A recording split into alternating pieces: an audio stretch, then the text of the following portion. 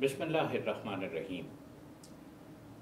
جماعت اسلامی کی بنیاد مولانا سید ابوالعلا مودودی رحمۃ اللہ علیہ اور ان کے 74 ساتھیوں نے 26 اگست 1941 کو لاہور میں رکھی۔ آج ہم صرف چند منٹ میں جماعت اسلامی کی 21 ایسی خصوصیات بتائیں گے جو پاکستان میں کسی اور سیاسی جماعت میں موجود نہیں۔ جماعت اسلامی پاکستان کی سب سے زیادہ جمہوری جماعت ہے۔ جماعت اسلامی اس ملک کی سب سے پڑھی لکھی جماعت ہے۔ اس کے پاس بہترین لٹریچر کے علاوہ تھنک ٹینکس، ریسرچ ادارے اور تعلیم گاہیں موجود ہیں۔ اس کی قیادت میں علماء، پی ایچ ڈی اسکالرز اور ڈاکٹر سمیت اعلیٰ تعلیم یافتہ لوگ موجود ہیں۔ اس کے پاس سب سے زیادہ پی ایچ ڈی اسکالرز موجود ہیں۔ جماعت اسلامی ملک کی واحد جماعت ہے جس میں میرٹ کو اہمیت دی جاتی ہے۔ قیادت باپ سے بیٹے کو منتقل نہیں ہوتی۔ سراج الحق جماعت اسلامی پاکستان کے 5ویں منتخب امیر ہیں۔ ان سے پہلے مولانا سید ابوالعلا مودودی رحمۃ اللہ علیہ، محترم میاں طفیل محمد رحمۃ اللہ علیہ، محترم قاضی حسین احمد رحمۃ اللہ علیہ، محترم سید منور حسن رحمۃ اللہ علیہ سمیت کوئی 2 امراء ایسے نہیں ہیں جن کے درمیان باپ اور بیٹے کا تعلق تو درکنار کوئی رشتہ داری بھی موجود ہو۔ جماعت اسلامی کرپشن سے پاک جماعت ہے۔ جماعت اسلامی کے 200 سے زائد افراد سینٹ، قومی اسمبلی، صوبائی اسمبلی، سٹی میئرز، ناظم، چیئرمین رہے۔ کسی نے اسلام آباد میں نہ پلاٹ لیا، نہ ہی کسی پر کسی قسم کی کرپشن کا کوئی الزام لگا۔ جماعت اسلامی کے کسی فرد کا نام Panama leaks, Dubai leaks, NRO، قرض معاف کروانے والے، اقامہ اسکینڈل، چینی اسکینڈل، گندم اسکینڈل، سیمنٹ اسکینڈل اور دیگر میگا اسکینڈلز میں شامل نہیں ہے۔ جماعت اسلامی بر صغیر میں پہلی جماعت تھی جس نے اسلامی شریعت کو ریاست کے لیے قابل عمل دستور سمجھا اور ملک کے آئین و قانون کو اسلامی سانچوں میں ڈھالنے کے لیے قرارداد مقاصد منظور کروانے میں کلیدی کردار ادا کیا۔ آج بھی جماعت اسلامی سود کو پاکستان سے ختم کرنے کے فیصلے پر عمل درآمد کرنے کے لیے عدالت میں موجود ہے۔ جماعت اسلامی عدلیہ کی آزادی پر یقین رکھنے والی جماعت ہے۔ چیف جسٹس بحالی کی تحریک میں جماعت اسلامی کے ہزاروں کارکن گرفتار ہوئے۔ امیر جماعت اسلامی قاضی حسین احمد رحمۃ اللہ علیہ نے پولیس تشدد کا سامنا کیا۔ آج تک جماعت اسلامی کے کسی قائد پر توہین عدالت کا مقدمہ نہیں بنا۔ جماعت اسلامی آئین کی بالادستی پر یقین رکھنے والی جماعت ہے۔ آئین کی دفعہ 62-63 پر عمل درآمد کے لیے جماعت اسلامی نے تحریک چلائی، عدالت تک بھی پہنچی۔ سپریم کورٹ نے کہا کہ 62-63 پر عمل درآمد کیا جائے تو پارلیمنٹ میں صرف سراج الحق ہی باقی بچیں گے۔ جماعت اسلامی خواتین کو معاشرے میں آگے بڑھانا چاہتی ہے۔ خواتین کے حقوق کے لیے جماعت اسلامی کی جد و جہد مثالی ہے۔ جو لوگ بہنوں کی وراثت ادا نہیں کرتے وہ جماعت اسلامی کے امیدوار نہیں ہو سکتے۔ جماعت اسلامی کا خواتین ونگ اپنے دائرے میں پوری آزادی کے ساتھ پاکستانی خواتین کو ترقی دینے کے لیے جد و جہد کرتا ہے۔ یہ خواتین جماعت اسلامی پاکستان کی مرکزی شورا کا بھی حصہ ہیں۔ سینکڑوں سے زائد خواتین سینٹ، قومی اسمبلی، صوبائی اسمبلیوں، سٹی کونسلز، ٹاؤنز اور ولیجز میں جماعت اسلامی کی نمائندگی کرتی رہی ہیں اور ملک کی تعمیر و ترقی میں اپنا کردار ادا کرتی رہی ہیں۔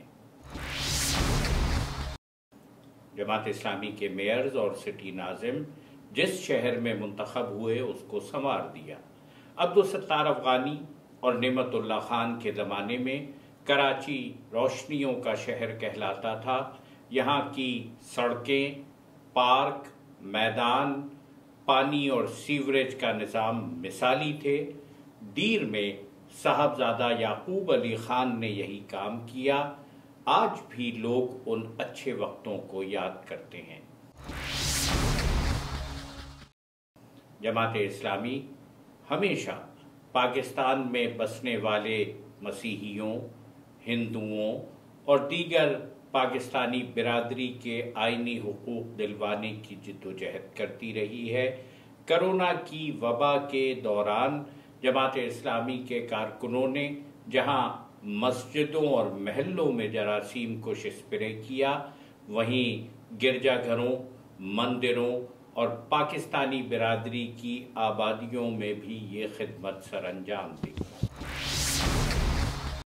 جماعت اسلامی آسمانی آفتوں میں متاثرہ عوام کی مدد کے لیے کود پڑنے والی پاکستان کی سب سے بڑی جماعت ہے۔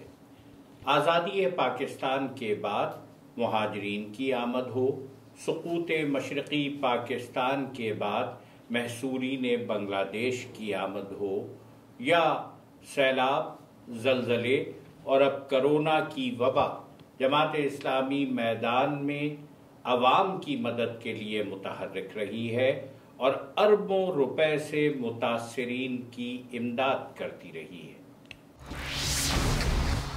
جماعت اسلامی پاکستان میں ختم نبوت کی سب سے بڑی محافظ ہے۔ جماعت اسلامی کے بانی امیر سید ابوالعلا مودودی رحمۃ اللہ علیہ کو فوجی عدالت نے قادیانی مسئلہ لکھنے پر موت کی سزا سنائی۔ مولانا سید ابوالعلا مودودی رحمۃ اللہ علیہ نے اس موقع پر بھی معافی مانگنے سے انکار کر دیا۔ جماعت اسلامی نے دیگر دینی جماعتوں کے ساتھ مل کر عوامی مہم چلائی اور ذوالفقار علی بھٹو مرحوم کے زمانے میں پارلیمنٹ کے ذریعے قادیانیوں کو غیر مسلم قرار دینے کی آئینی ترمیم منظور کروائی۔ جماعت اسلامی حقوق انسانی کی سب سے بڑی محافظ جماعت ہے۔ پاکستان ہی نہیں، حقوق انسانی کی خلاف ورزی کشمیر، فلسطین، افغانستان، برما، بوسنیا سمیت دنیا بھر میں کہیں ہو، جماعت اسلامی اس پر ہمیشہ آواز اٹھاتی ہے۔ جماعت اسلامی نے شہری حقوق اور میرٹ کی بالادستی کے لیے بار بار تحریکیں چلائی۔ مسنگ پرسنز کا مسئلہ ہو، بلوچستان، سندھ، قبائلی علاقہ جات کا، جماعت اسلامی ہمیشہ مظلوموں کی وکیل بنی رہی ہے۔ قبائلی علاقوں میں فوجی آپریشن کے خلاف سب سے بڑی تحریک جماعت اسلامی نے چلائی۔ جماعت اسلامی نے تحفظ پاکستان کے لیے سب سے زیادہ جانوں کا نذرانہ پیش کیا۔ بنگلہ دیش میں آج بھی جماعت اسلامی کے رہنما پھانسیوں پر لٹکائے جا رہے ہیں۔ سقوط بنگلہ دیش کے وقت جماعت اسلامی کے ہزاروں کارکن موت کے گھاٹ اتارے گئے۔ جماعت اسلامی دہشت گردی سے پاک پرامن سیاسی جمہوری جدوجہد کرنے والی جماعت ہے۔ اس کا دستور ہر دوسرے راستے سے اس کو روکتا ہے۔ جماعت اسلامی ایک تحریری دستور کے مطابق چلنے والی جماعت ہے، جس میں مشاورت کے ادارے موجود ہیں، تمام بڑے فیصلے مشاورت کے بعد شورائیں کرتی ہیں۔ عوامی مسائل کو جماعت اسلامی نے سب سے زیادہ اہمیت دی ہے۔ KESC کی نجکاری سے لے کر کراچی کی لوڈ شیڈنگ یا شناختی کارڈ کے مسائل، جماعت اسلامی نے عوام کی دشواریاں حل کرنے کی بھرپور جد و جہد کی ہے۔ فاٹا کے باشندوں کو آئینی حقوق دلوانے کی جد و جہد بھی تاریخ میں سنہری حروف سے لکھی جائے گی۔ جماعت اسلامی ہر قسم کی فرقہ واریت سے پاک ہے۔ اللہ رب العالمین محمد مصطفیٰ صلی اللہ علیہ وآلہ وسلم اور قرآن پاک پر امت کو یکجا کرنے کی جد و جہد کرتی رہی ہے۔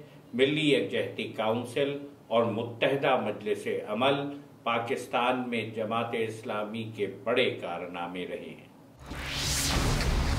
جماعت اسلامی آمریت کو ہمیشہ مسترد کرنے والی جماعت رہی ہے۔ جنرل ایوب خان نے جماعت اسلامی کو بین کیا اور مولانا مودودی رحمۃ اللہ علیہ اور ان کے 65 ساتھی 9 ماہ کے لیے 1964 میں جیلوں میں ڈالے گئے۔ جنرل پرویز مشرف نے قاضی حسین احمد کو کئی ماہ کے لیے گرفتار کیا۔ یہ جماعت اسلامی کی چند خصوصیات ہیں۔ آپ ہمیں قریب آ کر دیکھیں۔ پاکستان کو ایک اسلامی، فلاحی، خوشحال، ترقی یافتہ ریاست بنانے کے لیے اسلامی، جمہوری، جدید، ماڈرن اور پروگریسو جماعت اسلامی میں شامل ہوں۔ ہم آپ کو ویلکم کرتے ہیں۔